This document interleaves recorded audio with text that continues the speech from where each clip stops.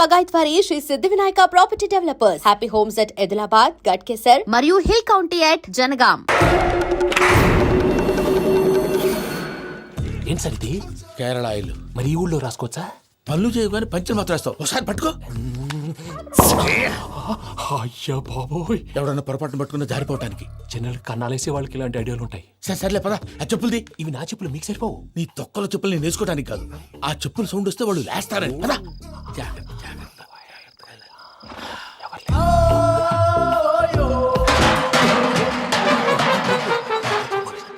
ఎవరు రాదే?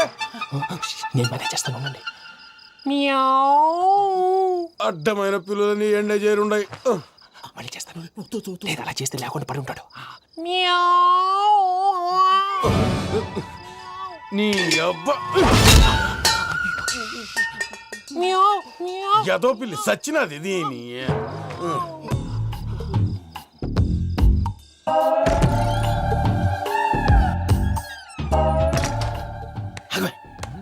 నాకు తెలిసినట్టు వెళ్ళిపోతావంటి. వెనకాలరా.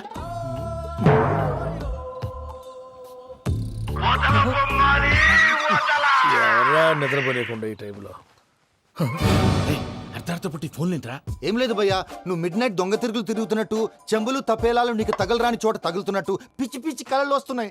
ఏదో దరిద్ర పుట్టుకల కనుక. ఏంటి గురుగారు పడుకొని ఒక డిస్టర్బ్ చేస్తారు? నువ్వు ఫోన్ పెట్టారా? స్వరూప్ నేనండి. ఒకసారి ఏమక్కర్లేదు. చూసేవరా వాళ్ళ నిజ స్వరూపం. రెట్టి హ్యాండెడ్ గా పట్టించాలి. పద. అలాగే.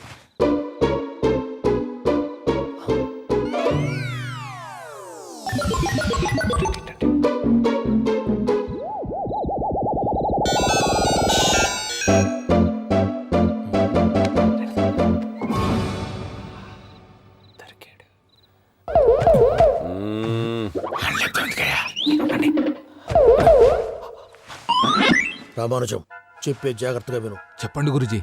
ఈ రాత్రికి ఎలాగైనా నా పత్రాలు కాజేసి ఇక్కడి నుంచి జంప్ అయిపోవాలి. ఓకే, చలో చలో.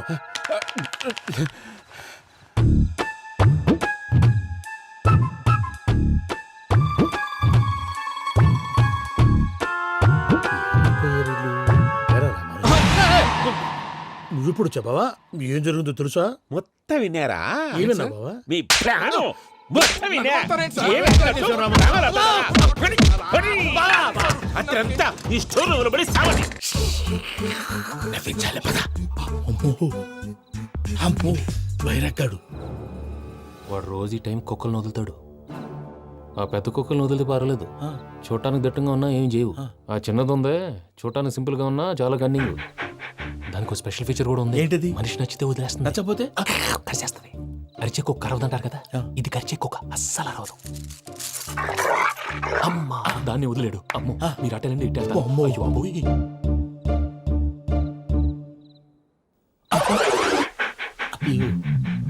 ఓహో, నేను ఎటు వెళ్తే అడు చూస్తుందేంటి? అయ్యో అమ్మో, అయ్యో అమ్మా.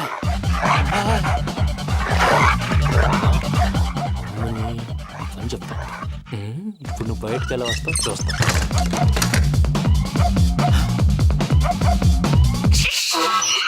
ప్రసాద్ గారి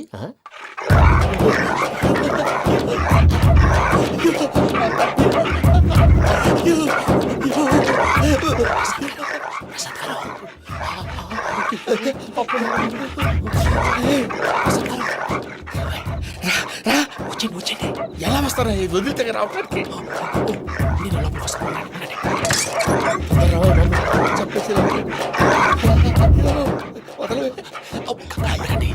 ఇంకే బాగా వేసేస్తే కళ్ళు కనపడి కన్ఫ్యూజ్ అయిపోతుంది. మీరు వెళ్ళిపోండి. అది అది ఇక్కడే పడి ఉంటుందిలే. పూజ పూజ పూజ. లాగుతామంటే రూమ్ కాదు, తను రోజుకో రూమ్ లోకి మారుస్తున్నారు కదా. చెంగల్ రాయదు. ఎవరు? Phone off చేసావచ్చు.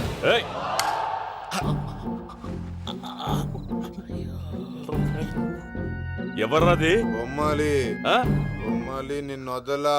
వీడ బొమ్మాలి నిద్రంతా పాడు చేసినాడు. రే పూజ బొమ్మాలి. రే లేరా లే. ఏంటి నానా? తాతయ్య రూమ్ లోకి పోయి పడుకోపో. తాతయ్య గురకు పెడతాడు, నాకు నిద్ర పడతావు. నీ కలవరింతలకు నాకు నిద్ర పట్టట్లేదు. అంతేంటి మాట్లాడకుండా పో. పోతాలే.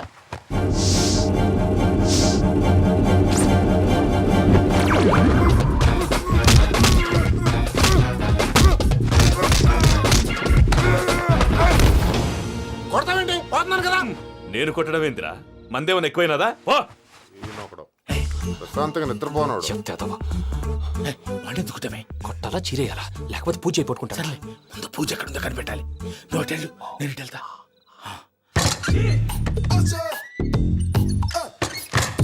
పూజ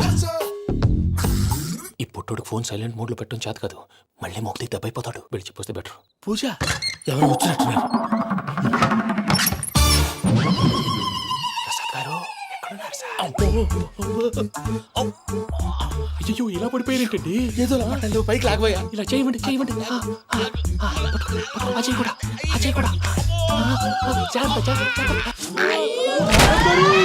అయ్యో అయ్యో, అక్కడే ఉండి వచ్చేస్తాను. ఈ బ్యాడ్లో పడ్డారు ఏంటండి? ఇదే కప్పండి బాబు. ఎంతో పాపం చేస్తే ఇలాంటి పనిష్మెంట్లు వస్తాయి. దేవుడు లాంటి మీకు ఎందుకు వచ్చింది సార్? ముందు లేకుంటే మీరు వెనకాడతారు. ఏంటండి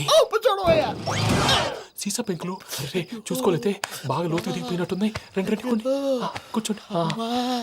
మీరు నా కోసం ఇంత హెల్ప్ చేస్తుంటే మీకెందుకు సరే ఎలా జరుగుతున్నాయి? నువ్వు నిజంగా నేర్చుతున్నావా? మళ్ళీ మరి ఏం మాట్లాడినవి? మిమ్మల్ని చూస్తుంటే ఏడుపు వచ్చేస్తుంది. ఏడు చెట్టు గొంతు డ్రై అయిపోయింది. ఇక్కడ ఏదో నీళ్లు ఉన్నట్టున్నాయి. ఇవేంటి వేడుకున్నాయి? నాకేం తెలుసు, సరే తాగేస్తాను. వెళ్దాం పదవా, ఇంట్లోకి వెళ్దాంరా. వెళ్దాం పదవయ్యా. ఇంకా చెప్తున్నాడేంటి? గుడ్ మార్నింగ్ సుందరం మాస్టర్. అయినా చిన్నపిల్లలాగా సీసా పెంకుల మీద కిందకి వెళ్ళారండి. కర్మకాయలు వెళ్ళానే, వెళ్ళు. చెప్పి కాల్ తీసేస్తే తెలుస్తుంది. మొహం మీద ఆ దెబ్బలేంటండి? ఏం ఎర్రనట్టు మాట్లాడతావేంటయ్యా? నిజంగా దెబ్బల గురించి నాకేం తెలియదండి. రాత్రి వేడి నీళ్ళు తాగిన తర్వాత మొత్తం మర్చిపోయాను. వేడి నీళ్ళు కదయ్యా, నాటు సారా. అర్థమైంది. అంటే ఆ ముగ్గురిని మీలో చూసుకొని మిమ్మల్ని బాగా నా కోసం, నా ప్రేమ కోసం, పూజను నన్ను కలపడం కోసం మీరు ఇంత త్యాగం చేస్తే మీ మీద ఊరంతా వినపడేలా అరిపేంటయ్యా. ఎవడు నింటే అదొక డేంజరు. సార్ ఏంటి?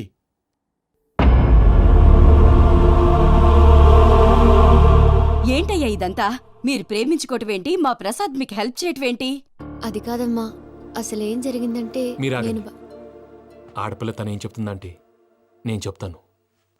మీరందరూ అనుకుంటున్నట్టు నా పేరు ప్రణీత్ కాదు, చిట్టాపత్తుల వెంకటరమణ. తండ్రి గారు కీర్తిశేషులు చిట్టాపత్తుల రామచంద్రయ్య, తల్లిగారు స్వర్గీయ చిట్టాపత్తుల జానకీదేవి. మాది అందమైన నగరం హైదరాబాద్. అక్కడ కల్మషం లేకుండా కలివిడిగా కలిసిపోయే మనుషులున్న కాలనీ మాది. వెంకటరమణ, ఇలా చెప్పుకుంటూ పోతే ఎప్పటికవుతాయా? నేను 3 ముక్కలా చెప్తానుండు. ముక్కలు ముక్కలుగా చెప్పడానికి ఇది క్రైమ్ స్టోరీ కాదు, లవ్ స్టోరీ. డీటెయిల్స్ లేకపోతే అర్థం కాదు. అన్నట్టు మనం ఎక్కడ దాకా వచ్చాం? అదేదో కాలనీ దాకా వచ్చాం. ఏదో కాలనీ కాదండి, ఆనందనగర్ కాలనీ. పేరుకు తగ్గట్టే అక్కడ అందరూ ఎంతో ఆనందంగా ఉండేవాళ్ళం. అలాంటి పరిస్థితుల్లో ఒకరోజు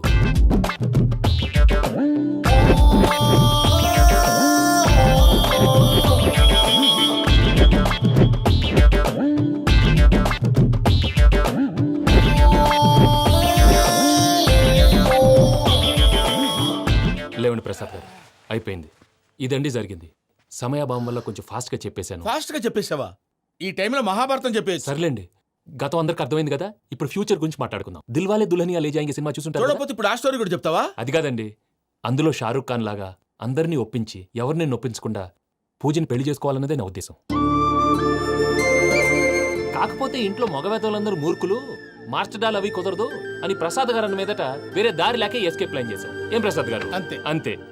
మా పూజకి నీలాంటి మంచి మనిషి భర్తగా వస్తున్నందుకు చాలా సంతోషంగా ఉంది బాబు. మా అన్న కూతురు అంటే మా కన్న కూతురు కన్నా ఎక్కువ.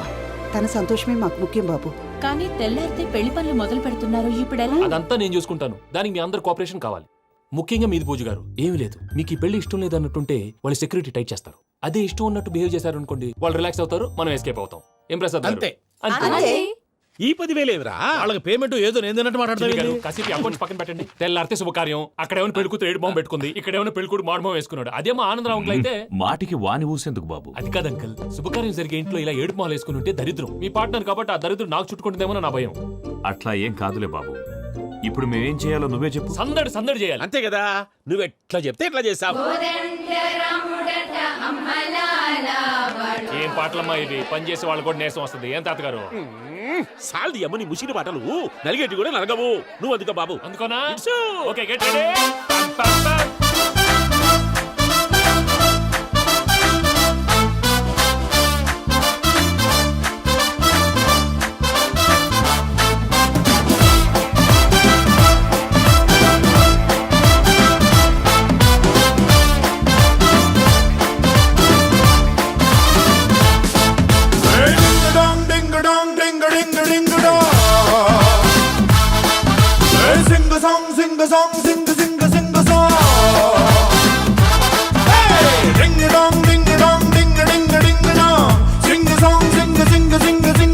కంటి విందుగా ఇంటి ముందుగా పెళ్లి పండగొచ్చే నేడు ఎవరికెవరు పన్న జంట కలిపినాడు అందనంత ఎత్తునున్న దేవుడు ఎవరెంత మొత్తుకున్న అమ్మ తోడు వాడి గీత దాటి వెళ్ళనివ్వడు.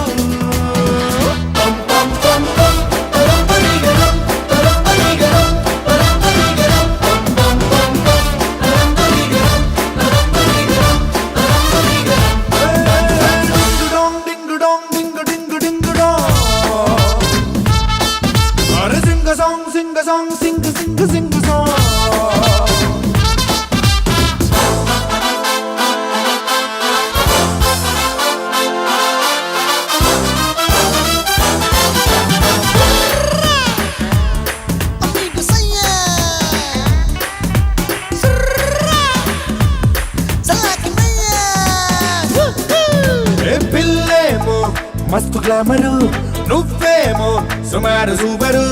తను వాడే సోపేంటో నువ్వు కూడా వాడి చూసుకోరు.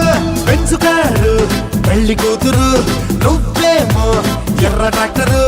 మాట తీరు నీ ఒంటి జోరు, ఇప్పుడైనా మార్చుకుంటే బెట్టరు. లంకంత ఇంటి పెద్ద మీద ముట్టు, నాకేంటి తక్కువంటూ వదరగుట్టు. నీ లోటు పాటు కవరు చేసుకుంటూ నిన్ను కాపు కాసుకోద నా సపోర్టు.